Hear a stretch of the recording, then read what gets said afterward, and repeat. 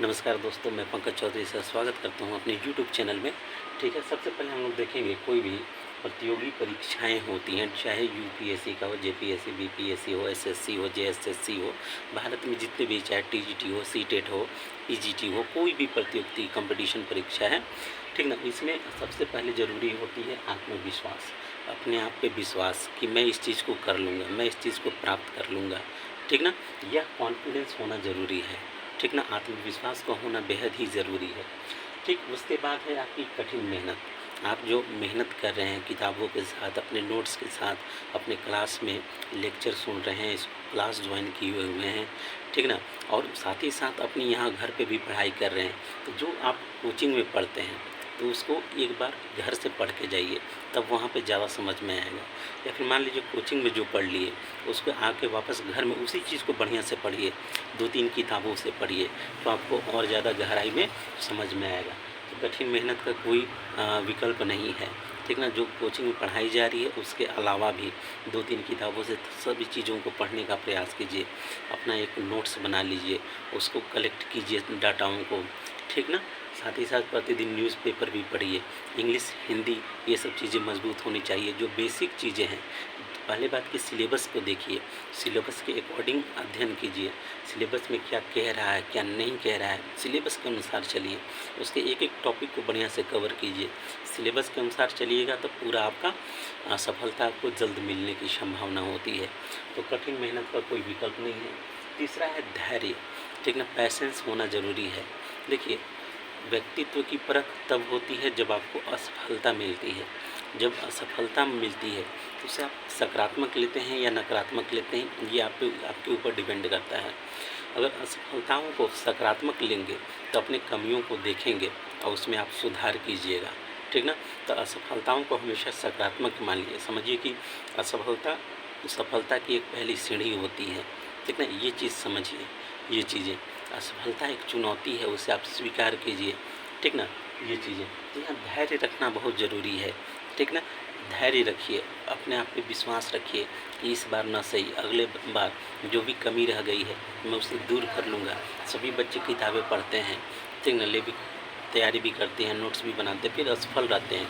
तो जब असफलता मिले तो देखिए कि कौन कौन सा पॉइंट है जो आपका कमज़ोर है और कौन कौन सा पॉइंट स्ट्रॉन्ग है। जहाँ स्ट्रॉन्ग है उसको कंटिन्यू बनाए रखिए, वह स्ट्रॉन्ग रहना चाहिए।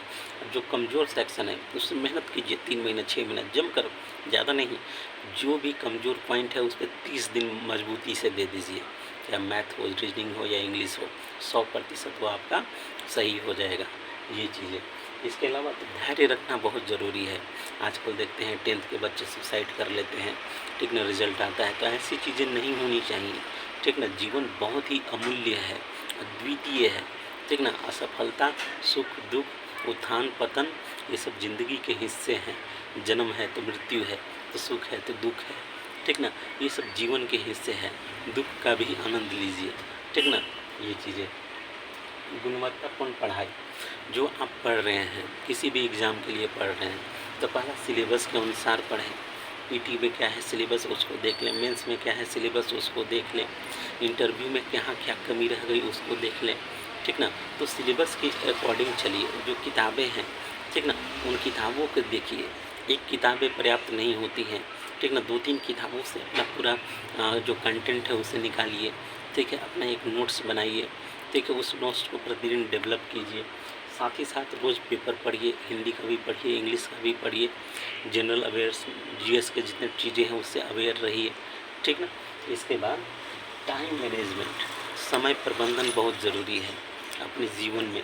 कोचिंग भी जाना है, वहाँ से घर भी आना है, आने के बाद आपका पढ़ाई भी करना है, पीटी की भी तैयारी करनी है, मेंस की भी तैयारी करनी है। तैयारी कुछ ऐसा कीजिए कि मेंस के साथ ही पीटी का सारा फैक्ट कवर हो जाए, ठीक ना।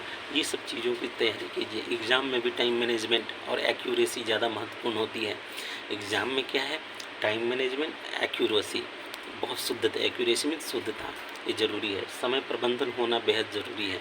समय 2 घंटा 3 घंटा फिक्स है, उसी में सभी प्रश्न को सॉल्व करना है। तो इसके लिए क्या है, स्पीड को बढ़ाना होगा, ठीक है, स्पीड को आपको बढ़ाना होगा। तो इस सब चीज़ों का ध्यान रखिए। इसके बाद एकाग्रता, मानसिक एकाग्रता बेहद ही ज़रूरी है। ठीक है।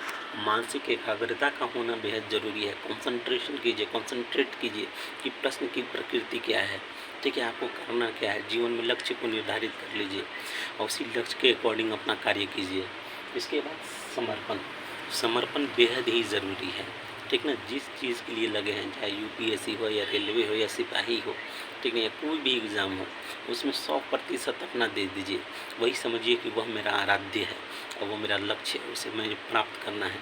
तो समर्पण का होना बेहद ज़रूरी है, ठीक है। चलिए, तो इन सब चीज़ों का ध्यान रखिएगा, लाइक कीजिएगा, शेयर कीजिएगा, सब्सक्राइब कीजिएगा। आगे भी इस प्रकार का मोटिवेशनल वीडियो बनाते रहेंगे। धन्यवाद, थैंक यू।